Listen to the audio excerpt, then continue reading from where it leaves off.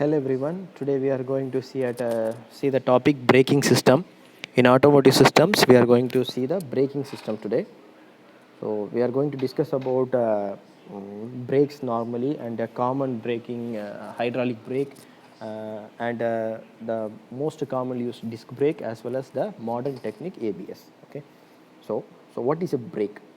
So it is the most important unavoidable component in the vehicle. So the brakes are used to stop the movement of the vehicle whenever it is needed. Okay. So the brakes are the most important component of the vehicle. It will stop the. It will bring the moving of vehicle to the ideal state whenever it is needed. So without brakes, the automobile will be no success. Okay. So the brakes, it is done by converting the kinetic energy of the vehicle into heat energy and then dissipate the heat into the atmosphere. Okay. So the basic importance of the brake is to stop the vehicle within the smallest possible distance. So for that purpose, the brakes are being developed. So now working of brake. This is a normal or a common working of brake. Okay, when the driver is stepping on the brake pedal or applying the brake, there is a plunger in the master cylinder or a piston in the master cylinder. The master cylinder is filled with oil for hydraulic brakes. When the driver presses the brake pedal, the piston in the cylinder will move and pressurize the oil. Can pressurize the oil. The hydraulic fluid is forced through the series of tubes. Series of tubes means for each and every wheel, the tube there is a tube arrangement for taking the brake oil to pressurize the brake pedal for the braking action. So the hydraulic fluid is forced through the series of tubes to the braking unit. Okay, brake shoe in the drum brake are and capillaries in the disc brake are pushed against the drum and piston, causing the wheel to stop. So when the brake is applied, the pedal is pressed or brake is engaged. The pressurized fluid will flow through the channel through the desired channels to the corresponding wheels and pressurize the brake drum, and the brake shoe will force the wheel to come to rest. So this is the basic operation of the brakes. Okay, now this is the disc brakes. These are the most commonly used brakes nowadays. Both in four-wheelers and two-wheelers, we are using disc brakes. In disc brakes, you see here, this is made up of a metal disc. Okay, the disc brake, it is made up of a metal disc which pass through the disc caliper. Okay, there is a disc caliper. The one end of the disc caliper is fixed and the other end of the disc caliper is free to move. The fixed end, in the fixed end, that fixed end of the disc caliper is fixed to the bigger piston. Okay, fixed to the piston which moves the caliper to cause the braking. So, okay, in the disc caliper there is one big piston, and that big piston is connected through a hydraulic tube to the smaller piston which is provided with the brake handle.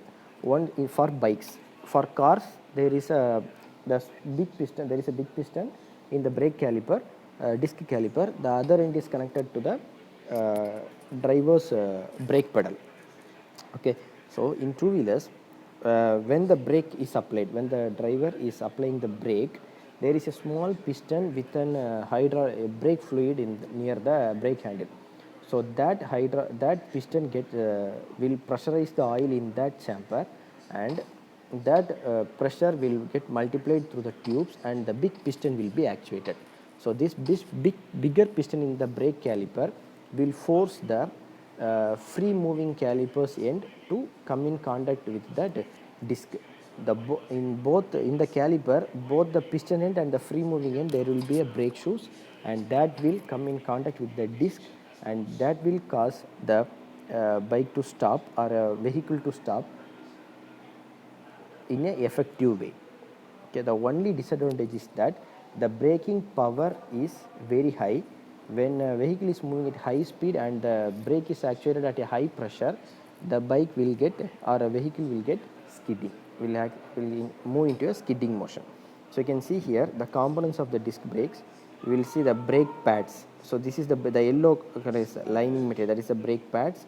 So this ash color is a brake caliper. The one end is connected with the piston, the other end is free moving with the brake shoes. Okay.